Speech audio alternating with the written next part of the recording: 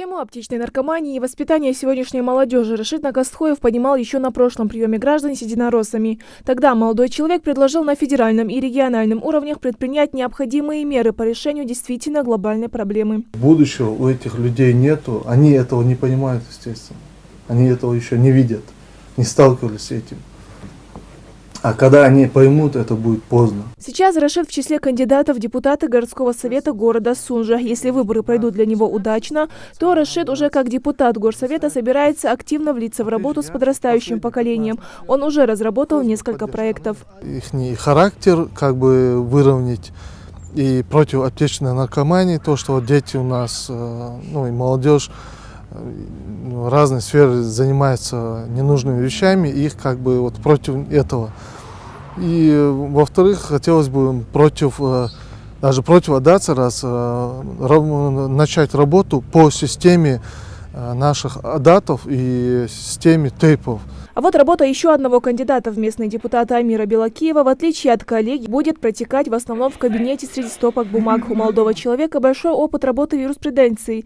Он планирует заняться созданием нормативной базы нового города, положений новых органов местного самоуправления и принять участие в формировании администрации нового города. Основным принципом, которым я буду руководствоваться при разработке и при внесении на рассмотрение городского совета тех или иных правовых актов, это принцип привлечения участия самого местного населения, общественного гражданского общества в осуществлении вопросов, решении вопросов местного значения, чтобы мнение населения нашего города учитывалось при утверждении и при решении вопросов тех или иных вопросов. Депутаты городского совета Сунжа своих кандидатов выдвинули 4 партии, около 60 претендентов на 20 мандатов.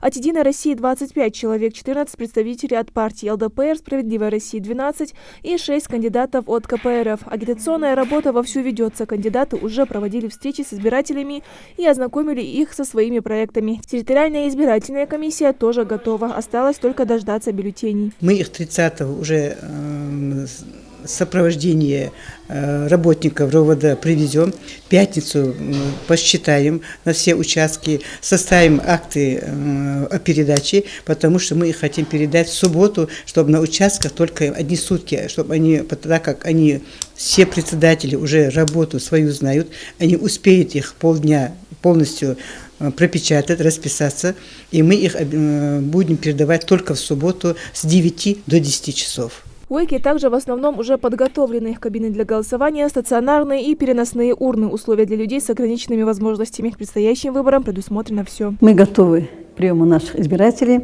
и думаю, что наш народ, наши избиратели выберут достойных.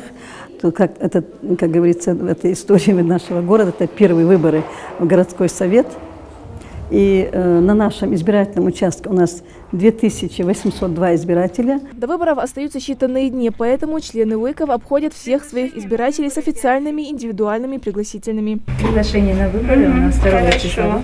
Жители понимают, насколько выборы – важное и значимое событие становления родного города. Потому воспользоваться своим правом голоса просто обязаны, считают они. Ведь именно будущие депутаты будут строить общественную жизнь города. Ну как это пойду? Конечно, пойду. Это это гражданская наша обязанность пойти на выборы, тем более, что мы же будем выбирать горсовет нашего города, новообразовавшийся, поэтому обязательно пойду. Выборы пройдут 2 апреля ровно в 8 утра. Все 9 УИКов откроют свои двери для избирателей. На всех участках будут организованы развлекательные мероприятия. Индира Манкиева, Адам Далаков, Новости 24.